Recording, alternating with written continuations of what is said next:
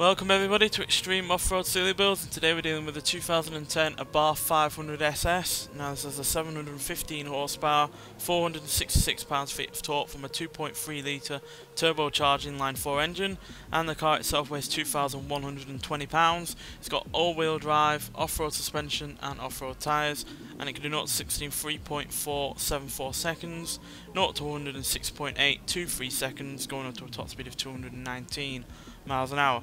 So yeah, I got a fair amount of confidence with this car because it is quite lightweight, really rather powerful, got decent acceleration. Though obviously we've not had any Abarth on this series before, and you know, being a car like this, it's obviously meant not for going off-road, but you know, hooning it around tracks, etc. And yeah, it certainly wasn't meant for all-wheel drive or this extra power because it didn't have 200 horsepower standard. So yeah, asking a lot from it, and obviously being a small lightweight car, it might struggle in terms of the off-road bits. And it's certainly going to struggle in terms of the water, but you know, could well surprise. Let's see what it can do.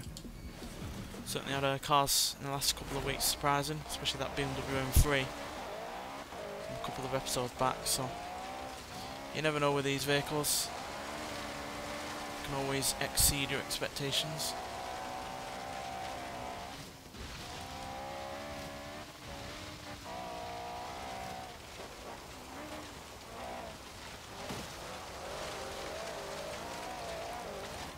Not so much understeer to worry about with this car because it was obviously front wheel drive originally. It's going to be oversteer because it was never meant for power going through those rear wheels.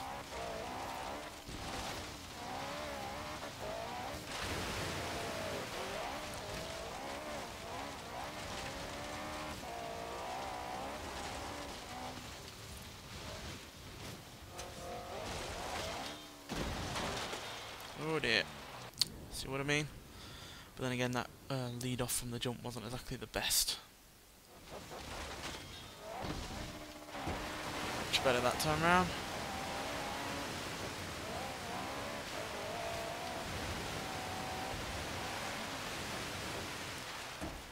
All over the place through that river section there, unfortunately.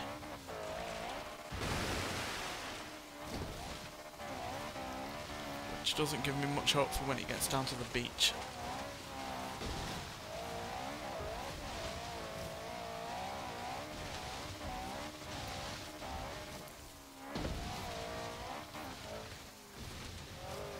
In terms of the jumps and the bumps, it's doing okay so far. Seems to just be bouncing over them.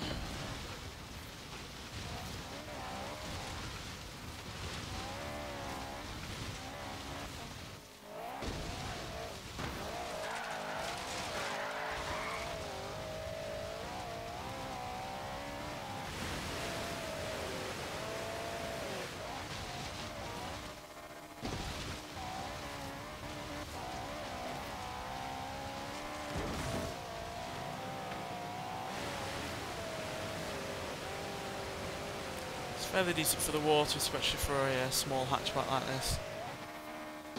Far from the fastest. And yeah, that's not a good time. It just had one too many issues during the course at 2 minutes 14.335 seconds, which is way down on several previous cars that we've had on this series in the past few weeks. And yeah, it's at least quicker than the 1965 Mini Coupe S and the Pterodyne Gurkha, the Ariel Atom 500 V8, the new Nissan GTR and the Radical RXC Turbo. But it is behind the likes of the Umi Craft Class 10 race car, the Mazda Savana RX-7, the Nissan Skyline HT from 1973, the Honda Civic Type R, Renault Alpine and the Ferrari 458. So not a great time at all there. It was just had one too many issues, quite frankly. That oversteer issue at the river in general, because it was in and out of the river, and that was just slowing it down. It's hard to control when you've got half the car in the water and half out of the water, and then just in general water at the beach and etc. like that. So yeah, just had one too many issues. The car itself is nice enough stock, but it's just not capable of dealing with all that extra power, that all-wheel drive and off-road elements, including going through water. So yeah, not a awful time. It's by no means the slowest, but could have been a lot better. And yeah, bit of a shame because you know it had some of the ability, you know, the components going for it that make for a great fast time on this series, but just wasn't able to apply those elements to this course itself. Anyway, thanks for watching, and I'll see you in the next one. Bye.